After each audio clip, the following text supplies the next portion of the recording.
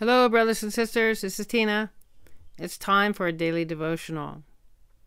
Today I picked a special passage of God's words. I think all God's words are special, actually. But this one's about the pain and suffering and death and things in life that we endure. Where does it all come from? Some people blame God for the pain and suffering that we face in our everyday lives. But we're going to look at where does it really come from? Who really is to blame? Why do we die? God created us to live forever. When he created Adam and Eve, they weren't created to die. So where does this pain and suffering and all these things come from? Let's read God's words. God says, "Where did the pain of birth, death, illness, and old age present throughout the life of man come from? Because of what did people first have these things? Man didn't have these things when they were first created, did they? So where did these things come from? These things came after man was tempted by Satan, and their flesh became degenerate, such as the pain of the flesh, the troubles and emptiness of the flesh, and the extreme wretchedness of the world. Satan began to torment man after it had corrupted them. Man then became more and more degenerate. The illnesses of man were deepened. Their suffering became more and more severe, and man felt more and more the emptiness, the tragedy, and inability to go on living of the world. Man felt less and less hope for the world. And these are all things that came about after Satan had corrupted man.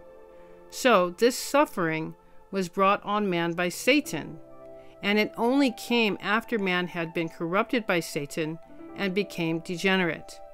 Amen. So I hope this gives everyone a better understanding of where these things come from. God is not to blame for our pain and suffering. Satan is to blame. God created mankind to live forever, and because Satan detests man so much, Satan's objective is to get us to try to go against God. And the farther we are from God, the more suffering and pain that enters into our life. So, all these things came about from Satan's corruption of mankind. After man was tempted by Satan, our flesh had become degenerate. Generation after generation, the pain and the suffering become more and more severe. And I realized recently for myself that I recognize this pain as severe is because we're awakened to more and more pain we feel in life as we become more and more human, right?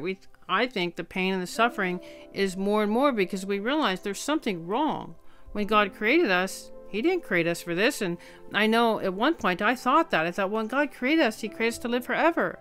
So why do I feel this suffering and this pain? But it's because of the wretchedness of the things that Satan instilled within the heart and the mind of man, of bringing us farther away from God. Right? We've destroyed the earth, right? We've really wrecked it, and we get sick and we suffer and we die, because of sin, of being disobedient to God. And thousands of years later, we can see the degeneracy of mankind, the illnesses of mankind. There's so many illnesses, and these are like terminal illnesses that we have. And our suffering is so deep, even the depression in the world today, that people, they don't feel any urge to go on living in life. And I know I got to that point at one time in my life of not seeing any reason to continue on because of the suffering and the pain that we feel in our heart. We feel that it's useless. And it's a cycle of living and dying, and living and dying, living, struggling, and dying. I had to throw that word struggling in there because life is a struggle. Even people that have lots of money, you can see they end up committing suicide. Why? We think and struggle all our lives thinking maybe money can buy us happiness, but it proves it cannot. Somebody that has millions of dollars that ends up taking their own life, it shows that they're still enduring this pain and suffering. So money cannot solve our problems. What can solve our problems?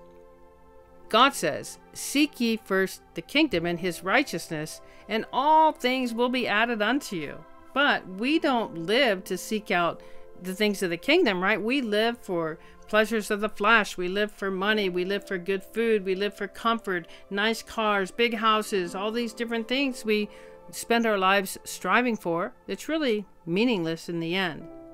So this corruption of Satan has harmed the mind and the heart of man of helping us to seek and strive for these things of materialistic things. And the good thing is, we can see only God can fix this. Let's look at a Bible verse in Revelation 21:4 of the end result that God's going to achieve. It says, "And God shall wipe away all tears from their eyes, and there shall be no more death, neither sorrow nor crying, neither shall there be any more pain, for the former things are passed away." Amen. From that Bible verse, we can see it's not God's intention for us to suffer, because God is the only one that's going to fix it. He says, God shall wipe away all tears from their eyes. There shall be no more death. Only God can help us to become free of sin, which is becoming free of death, because the wages of sin is death. No more sorrow, no more crying, no more pain. All those things will be passed away. But we have to change to be able to gain that. We have to break free of Satan's control over us. And that's what God has come to help us to do, giving us the truth to see these corruptions, to see where all this suffering and pain came from, and to get rid of it step by step. It's going to be a long process to get rid of it, because we're the ones that are sick. We're the ones that have achieved the result of the corruption by Satan. So God has come to help us to get rid of those corruptions. So I hope you like this passage. I really like this passage because it really explains a lot. And it shows of where this pain and the suffering and death come from. It doesn't come from God. It comes from our enemy, which is Satan. So that's all I have for today. So God bless you. And if you want to share anything, please feel free to do so in the chat box. And I hope you have a wonderful day, and we'll see you next time. Bye.